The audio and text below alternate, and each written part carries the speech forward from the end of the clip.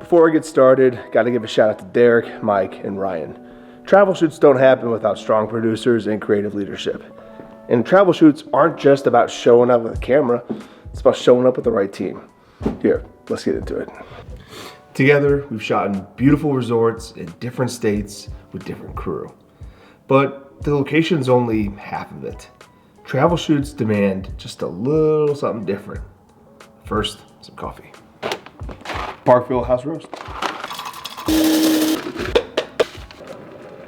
First, travel shoot starts with logistics. They start with understanding what gear you're bringing and how you're splitting it up. If you got a good team, that's how it gets down. For me, we would go to the agency or production house, bring in our Pelican cases, get them open, and split up the gear properly. What goes with us, no matter what, is the camera and lens package, including a battery backpack, enough for us to be able to get by in the event that we don't get locally sourced larger batteries. The rules have changed on airplanes, so having our own set of batteries has been pretty top notch. Quick tip, don't be the person who has to lug around the batteries in the airport. They can get pretty heavy. But for our grip and electric equipment, we like to source that locally. For one, it keeps what we're bringing lighter, and two, we build relationships and partnerships with whatever rental house in whichever city we land in. This has been a fun way to just grow our network and keep an easier day of bringing in gear to the airport. Is it more expensive? For every gear you bring, you gotta pay for, so there's that, and versus just renting locally, you know, it saves you time, saves you energy at least, so there's that. We even do a props run. Oh no. Again, with the cats, dude. I thought I had them locked up. This one, you got my heart racing, dude. We got barn cats, farm cats, whatever you want to call them. They're here to get any critters that shouldn't be here. But for filming purposes, they'll be all over me, so I have to put this one in a staging area. So as I was saying, travel shoots, we even source props locally. Whether that's a run to the nearest big box store to get lamps, pictures, or whatever, decorate whatever rooms that we're in. Sometimes these travel shoots take place or just filming in the hotels. And you can't film any of the artwork there, or sometimes they even have designered lamps that won't pass regulatory from whatever business we're filming for. So you have to bring in your own stuff. Those are some of the things we'll get locally versus some of the things that we'll bring. But wait, there's some more. Travel shoots, they're long. You're chasing sunrise, you're chasing sunset, and once you reach your destination, those rooms, that's not a vacation room, it's a staging room. More often than not, cameras with me, grip and electric, or in our production room. Here's some tips and tricks on how to make this more efficient.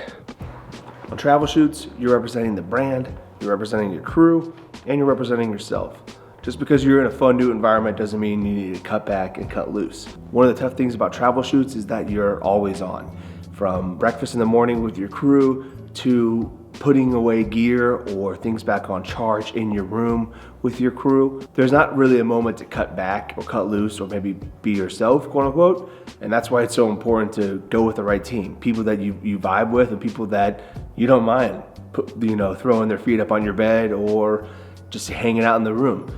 So often you're spending multiple hours before call time and after call time on travel shoots together in the room prepping gear or dumping footage. Travel shoots are its own thing and they're not for everyone. But when you get the right team together, it's always worth it. When shooting in hotel rooms, you gotta be creative. Try to find the windows, try not to point towards the bed, and try to make it feel like a living room. And that's sometimes pretty difficult in most hotel rooms. They're very generic, and more often than not, you can't show whatever artwork that they have. You got to bring in your own. There was a moment where we had to make the room have two different angles for two different interview setups. One interview setup was king. It was awesome. It was great. The corner, the window, textures, our own pictures and frames, lights and whatnot, the couches and chairs, it all blended really well together.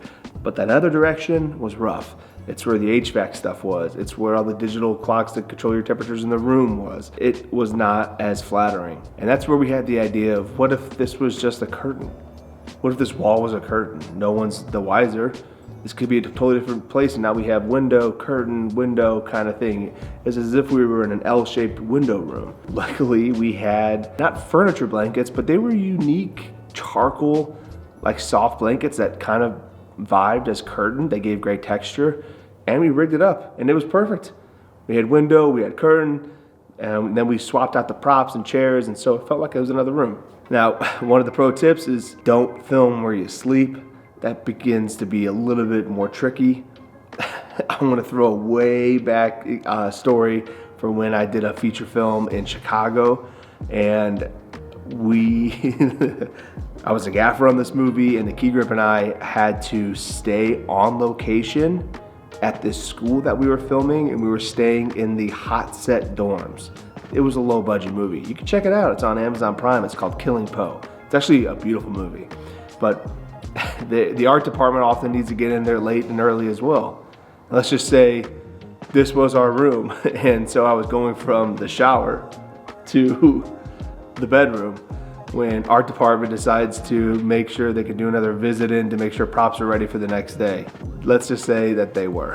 And it was a funny moment and embarrassing, but we were young and whatever, and it was okay. Maybe I shouldn't tell the story. Let's just say a good rule of thumb is don't sleep where you're filming. And let's talk gear for these travel shoots. As of late, we've been going with the Sony camera systems, whether that's the FX3, 6, 9, all the way up, for more than a few reasons. They're compact and they have dual native ISO. And we took advantage of this on a project when we were in Las Vegas. We were in the penthouse on the 83rd floor of a new casino and hotel. And it overlooked the strip in a way that was very beautiful. And we wanted to make sure we got the glow and the illumination of Las Vegas from the windows. ISO 800 doesn't quite cut it at night, but 12,800 ISO gets a lot of that ambient light. And now with the flexibility of LEDs, you're able to dial in and tune your lights just to the right percentage. I think our key light was at like 20%, and it was double broke from the dome to a larger fabric and before it reached our talent.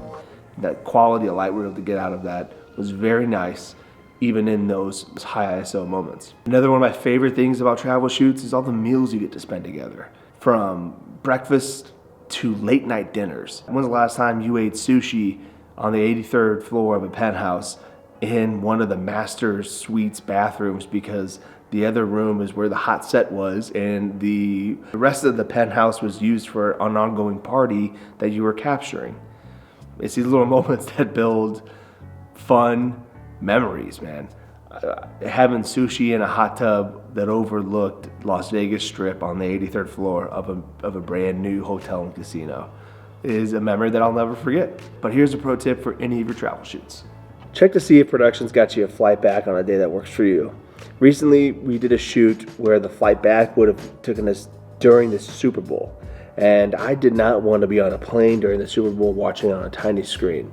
So I talked with the producer and the director saying, yo, what if we just pushed our flight back a day and split an Airbnb together? That way we can watch the Super Bowl, have a party of our own, and go explore this town a little bit, see what some good food options are, or even sneak in around a golf. And it's definitely a way to make lasting memories. Like when the producer won $6 grand off of one of the squares during the Super Bowl. Now that, being in that moment, and then he was so hyped, he's like, I'm buying this dinner, was such a fun way to go about it. So, pro tip, check your flights and push it back a day. All right, back to it. Travel shoots aren't always glamorous, but they are always demanding. And when the crew is aligned and the trust is there with the brand, that's when you're able to capture something special. And if you want to see more of the work that I've done, you can check out stevenscgreathouse.com. Thanks. Peace. That's how we end out. Closest to the pin wins. Who's closest to the pin? That's my ball. That's my ball. We gotta walk this off? We gotta use a tape measure, dude. Jesus. We out here, Look at grass clippings at night. Scottsdale, Arizona. You know, it's market, no one walk it off. Woo!